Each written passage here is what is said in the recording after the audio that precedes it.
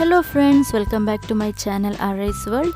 ഞാൻ ഇന്നിവിടെ എത്തിയിരിക്കുന്നത് ഒരു മട്ടൻ ബിരിയാണിയുടെ റെസിപ്പിയുമായിട്ടാണ്. ഈ റെസിപ്പി ഞാൻ നേരത്തെ 1000 സബ്സ്ക്രൈബേഴ്സ് ഹിറ്റായതിൻ്റെ വീഡിയോയിൽ ഇട്ടിരുന്നു. അതിൽ ഈ റെസിപ്പി മാത്രമല്ല വേറെ കുറേ റെസിപ്പീസ് കൂടെ ഞാൻ ഇൻക്ലൂഡ് ചെയ്തിരുന്നു. ആ വീഡിയോയുടെ ലിങ്ക് ഈ ഐ കാർഡിൽ കൊടുത്തിട്ടുണ്ട്. സോ നിങ്ങളിൽ കുറച്ച് പേര് ഈ വീഡിയോയുടെ റെസിപ്പി ഡീറ്റെയിൽ ആയിട്ട് ഇടാൻ പറഞ്ഞിരുന്നു. സോ അതിനാണ് ഞാൻ ഈ വീഡിയോ സെപ്പറേറ്റായി ഇപ്പോൾ ഇടുന്നത്. ഓക്കെ, എങ്കിൽ നമുക്ക് വീഡിയോയിലോട്ട് പോവാം. ഇതിനു വേണ്ടി ഞാനിവിടെ 1 കിലോ മട്ടൺ ക്ലീനാക്കി വെച്ച് കഴിഞ്ഞു. പിന്നെ അതിന് വേണ്ട സ്പൈസസ് എല്ലാം എടുക്കുകയാണ്. 2 ബിഗ് സ്പൂൺ നെയ്യ് ആഡ് ചെയ്ത് കൊടുത്തു. അതിനുശേഷം കുറച്ച് ഓയിലും ആഡ് ചെയ്ത് കൊടുക്കണം. ഈ സ്പൈസസ് എല്ലാം അതിൽ 1 by 1 ആയിട്ട് ഇട്ട് കൊടുക്കുകയാണ്. ഞാനിവിടെ പ്രഷർ കുക്കറിലാണ് ബിരിയാണി പ്രിപ്പയർ ചെയ്യുന്നത്. 1 കിലോ മട്ടണിന് 1 കിലോ റൈസ് എന്ന റേഷ്യോയിലാണ് ഞാൻ ഇവിടെ എടുത്തിരിക്കുന്നത്. 1:1. 1 കിലോ ബിരിയാണിക്ക് ഞാൻ 5 ഓണിയനാണ് ആഡ് ചെയ്ത് കൊടുക്കുന്നത്. സോ അത് നന്നായി വഴണ്ട് വരാൻ വേണ്ടി നമുക്കിവിടെ ഉപ്പ് ആഡ് ചെയ്ത് കൊടുക്കാം. നിങ്ങൾക്കെല്ലാവർക്കും അറിയായിരിക്കും, ഉപ്പ് നമ്മൾ ഓണിയൻ്റെ കൂടെ ആഡ് ചെയ്യുമ്പോൾ അത് പെട്ടെന്ന് വഴണ്ട് വരാൻ സാധ്യതയുണ്ട്. ഇനി ജിഞ്ചർ ഗാർലിക് പേസ്റ്റ് ആഡ് ചെയ്ത് കൊടുക്കാം. ഞാനിവിടെ ഒരു 6 സ്പൂൺ ആഡ് ചെയ്യുന്നുണ്ട്. അത് നന്നായി വഴറ്റിയ ശേഷം നമുക്ക് ഗരം മസാല ആഡ് ചെയ്ത് കൊടുക്കാം.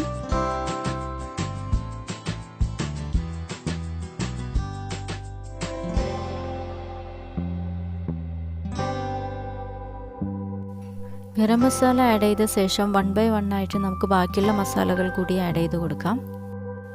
ഇനി 5 തക്കാളി കൂടെ ആഡ് ചെയ്ത് കൊടുക്കാം. അതിനുശേഷം നമുക്ക് മല്ലിയില, പുതിന ഇല എല്ലാം ആഡ് ചെയ്യാം.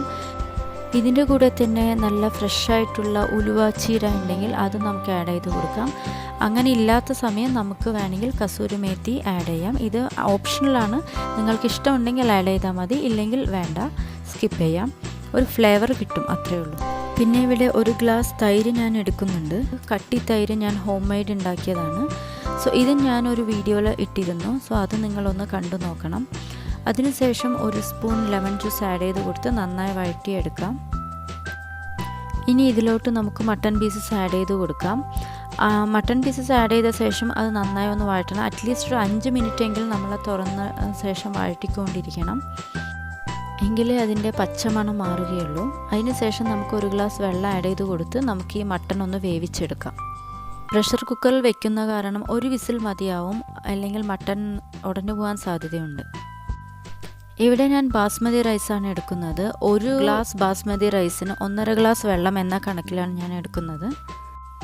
അപ്പോൾ ഇവിടെ മട്ടൺ തയ്യാറായി കഴിഞ്ഞിട്ടുണ്ട്. എങ്കിൽ ഞാനതൊന്ന് ചെക്ക് ചെയ്ത് നോക്കട്ടെ.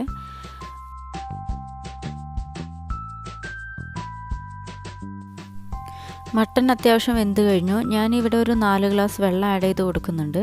അതിൻ്റെ കൂടെ തന്നെ ഉപ്പും ആവശ്യത്തിന് ആഡ് ചെയ്യാം. എന്നിട്ട് നന്നായി മിക്സ് ചെയ്ത് കൊടുക്കാം. വെള്ളം തിളച്ച ശേഷം നമുക്ക് അരി ഇട്ട് കൊടുക്കാം. ഇനി നന്നായി ഇളക്കി കൊടുത്ത ശേഷം ജസ്റ്റ് ഒന്ന് അടച്ചു വയ്ക്കാം.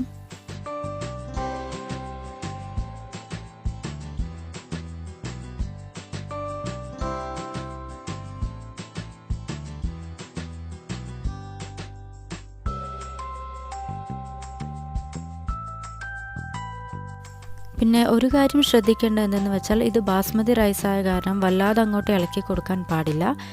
അങ്ങനെ ഇളക്കി കൊടുക്കുകയാണെങ്കിൽ അരി പൊട്ടിപ്പോവാൻ സാധ്യതയുണ്ട്. സോ അതൊന്ന് നിങ്ങൾ ശ്രദ്ധിക്കണം. ഇത് ഏകദേശം ദമ്മിലിടാനുള്ള പരുവമായിട്ടുണ്ട്. നമുക്കപ്പോൾ ഇതൊന്ന് അടച്ചു വയ്ക്കാം. എന്നിട്ടൊരു 5 മിനിറ്റോളം സിമ്മിൽ വയ്ക്കാം. അതിനുശേഷം 20 മിനിറ്റ് കഴിഞ്ഞ് നമുക്കിത് തുറന്നെടുക്കാം.